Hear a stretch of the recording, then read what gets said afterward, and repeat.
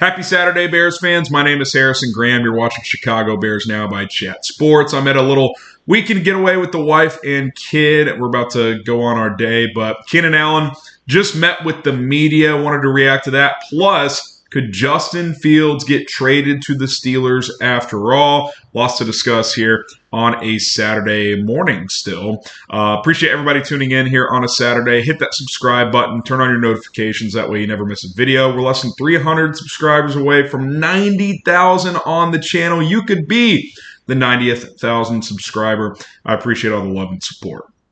Before we get to Keenan Allen, I think we should talk about Justin Fields, the latest going on there. So, if you miss it, I'm guessing you haven't, the Steelers made a pretty notable move by shipping out Kenny Pickett to the Philadelphia Eagles for kind of a couple pick swaps, similar to the Sam Howell trade. They kind of end up netting a fourth in total, but they did get a third-round pick back, number 98 overall, one of Philadelphia's comp picks in that trade. And there's been a lot of buzz that maybe Pittsburgh, flips that pick to the Bears and gets Justin Fields after all, because there's been some reports, some leaks out of Pittsburgh that they were in on Justin Fields. They've been in on him. They liked him. They decided to pivot to Russell Wilson because they felt like the opportunity to sign him to a vet minimum contract, obviously a veteran player, even though his best days are behind him. They felt like that was too good of an opportunity. But with Mason Rudolph out of the picture, he signed with Tennessee. And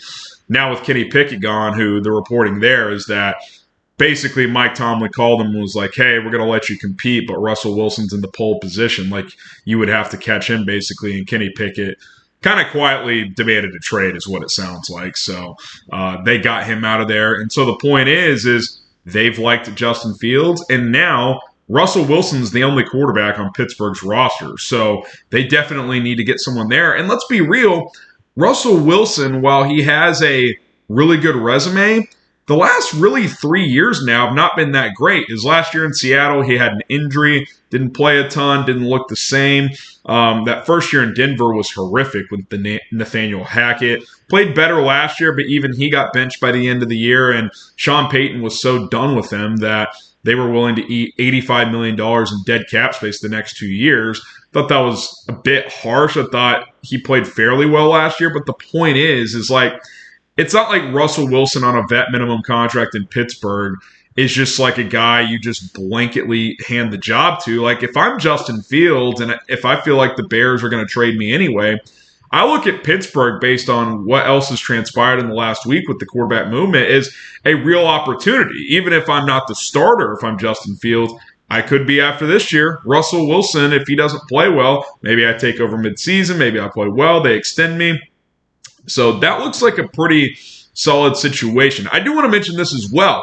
Dan Graziano reported in the aftermath of the Kenny Pickett to Philadelphia trade that the Eagles were interested in Fields. Like, based on how he reported, it sounded like there were conversations and that ultimately the price just didn't add up. Like, based on what the Bears were asking for and what the Eagles were willing to send, they just wouldn't go that far, so they pivoted to Pickett because they lost Marcus Mariota, so they needed a backup for Jalen Hurts. So, look, Graziano is one of the top guys at ESPN. I know there's been a lot of chatter, speculation. Maybe the Bears haven't even been taking calls.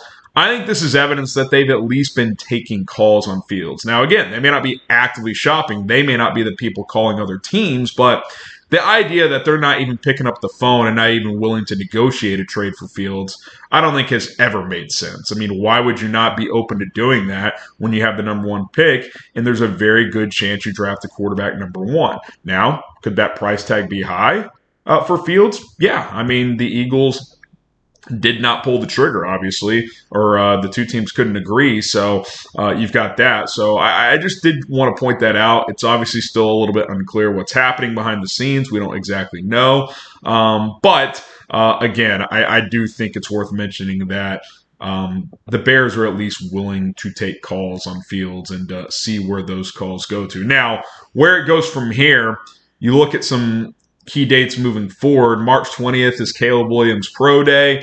The reporting has been that they're going to bring him into Halas Hall shortly after that for a top 30 visit. So I would say I don't know, within 3 or 4 days of that, by the 25th, they probably have him in their building. So if you're the Bears, do you just wait until then before you trade Justin Fields? If you're going to go that route, make sure you get the medical information you want. That Caleb checks some other boxes in terms of having conversations with him, whiteboard work, workout, etc. So that could definitely be a possibility. We do know this when it comes to Pittsburgh, to kind of come full circle here. Mike Tomlin loves Justin Fields. The Steelers, it's been reported he was their number one quarterback on their board in 2021, ahead of Trevor Lawrence. So if they feel like they can get Fields for a decent offer, I still think the Steelers make a lot of sense. I thought they made a ton of sense before they signed Russ, and now they make a lot of sense again because they need another quarterback in that room. And if I'm Pittsburgh and I bring in Fields, I'd let that be a competition. I mean, you're going from Kenny Pickett and Mason Rudolph and Mitch Trubisky, no offense to Mitch, to Russell Wilson and Justin Fields. That's a big upgrade and a big upgrade in competition as well. So if I'm in Fields' camp, I'm appealed by that situation. If I'm the Steelers, I'm interested in that situation. What's the compensation? I mean, if I were the Bears, I would still ask for that number 52 pick, but maybe I just settle for a third at this point. Maybe it's a conditional pick. Maybe it's a third that can turn into a second next year. Now you'd have to wait next year in the draft for that to happen. Maybe you do a third this year and a pick next year that could move up. That's conditional. We'll have to wait and see based on playing time. But you could certainly work through some of those things if you are Ryan Poles and Omar Khan. What do you guys think? Will the Bears trade Justin Fields to the Pittsburgh Steelers? Type Y for yes. Type in for no. Let me know in the comments section down below. Get going with the PrizePicks app. It's daily fantasy made easy. Guys, conference tournaments are rolling along. Got a lot of semifinal games, final games the next couple of days in college basketball. Get in on the excitement, more or less, on the PrizePicks stat projections. It's that easy. If they say a player is going to score 15.5 points, if you feel good about him having a big game, take the more. If you want to go less on a player's rebounds, steals, whatever, tons of statistical categories available. You just pick 2 to 6 players. The more players you pick, the more bang for your buck if you're able to hit on those entries. And you cash out today. 2-player entries can get net you 3 times your money, 10 to win 30. If you do demon picks, which are harder to hit but more bang for your buck, you can do that as well. PrizePicks.com/CLNS. Use the code CLNS to get a deposit match up to $100. It's PrizePicks.com/CLNS, code CLNS to get started today. Okay, let's talk about Keenan Allen here. Allen had his introductory press conference at Halas Hall today. A couple of notes I want to hit on here. One, he acknowledged that he wanted to finish his career in LA because he said that late in the season. So, of course, he was asked about that. But he also said it was a very easy decision to say no when they asked him to take a pay cut because the Chargers were in a cap hell situation. They cut Mike Williams, Khalil Mack, and Joey Bosa took slight pay cuts. They restructured. They asked Keenan Allen the same. And reporters asked him today, what were your thoughts about that? And he said, no emotions or thoughts at all. I'm not doing it. I'm not doing it. I just had my best season. And you could argue it was his best season when you look at his year-by-year stats. 108 catches this year, 1,243 yards and 7 touchdowns, and he did that in 13 games. He said he had a heel bruise late in the season, which caused him to miss the final 4 games. He also said that if the Chargers were in contention, he probably would have been out there. He might have missed a game or two. He probably would have played through it if they were a playoff team, but that season obviously fell off the rails. They fired their coach, so it just made sense to hold out at that point from both the team and player standpoint. Why risk further injury? But listen, I respect him. Like, I wouldn't take a pay cut either if I'm putting up career numbers, especially at this stage in his career. So I don't want Bears fans to freak out like, oh, this guy doesn't want to be here. Who wanted to be in LA? Like, he's been there 11 years. Of course he probably wanted to finish there, but he not enough to take a pay cut. So, ultimately, he was open to this. He said he was excited about the opportunity. He talked a lot about what he and DJ Moore could do together and complement each other as players in this offense. He feels like this is a team that can be in the playoffs next year. He was asked about that. He's like, yeah, I've only been in the playoffs 3 times. So, I'd like to get back there, obviously. Contract, that was obviously discussed. He's set to have a $5 million bonus hit, I think on the 19th, which would create his cap hit $23 million this year. I think the Bears end up extending him. 1 or 2 year extension, I would guess, because he'll turn 32 this upcoming season. So maybe you give him a 2 year extension, turns into a 3 year deal. Maybe that third year is mostly non-guaranteed. He said that he does envision being in Chicago beyond this year, but contract discussions haven't taken place yet. I mean, he's moving. There's a lot going on. Remember, Montez Sweat said something very similar, that no talks have happened yet, and then he was extended 3 days later. So I would not be surprised at all if an extension happened pretty soon. Now, it may not happen in the next 3 days, but before the draft, that wouldn't shock me.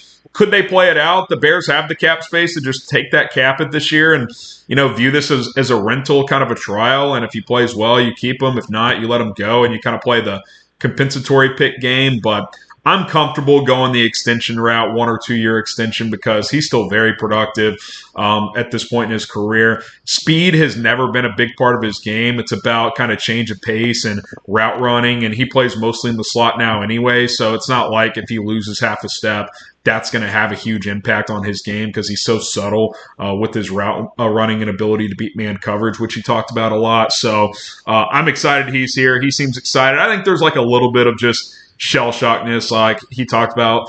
He doesn't know yet if the family's going to come out or if they're going to stay out west because he's got kids in school and all that stuff. So that's a lot to deal with, man. You play one place your entire career. I know it was San Diego to LA, but same franchise, and obviously moving up the West Coast a few hours is not the same as going from California to the Windy City. That's obviously a big cross-country move. So, he obviously has to figure all that out with his family. But he said when it comes to football, he said, quote, "That's what I do." Like that part's not going to be the big adjustment. So I'm excited about it. I think Bears fans should be excited about it. The beauty of it is he doesn't have to be a 1,300-yard guy. You've got DJ Moore. You can spread the wealth a little bit, and it can be a 1A, 1B situation. It can be a 1-2 situation. I'm excited to see how it plays out. One little note, too. He was asked if he's ever watched Caleb Williams play, being out in L.A., said he has, said he's a hell of an athlete, said he met him one time, seemed like a chill guy, said he didn't know much about him, obviously. Look, he's an NFL player. Said he met him the one time and that was it. But when he did, he said seemed like a chill dude. So who knows? Obviously, Justin Fields is still here for now. I know we just talked about the Steelers being a potential trade partner. We'll see where that goes. And as far as Keenan Allen goes, I think we should all be very excited about that, regardless of the QB situation.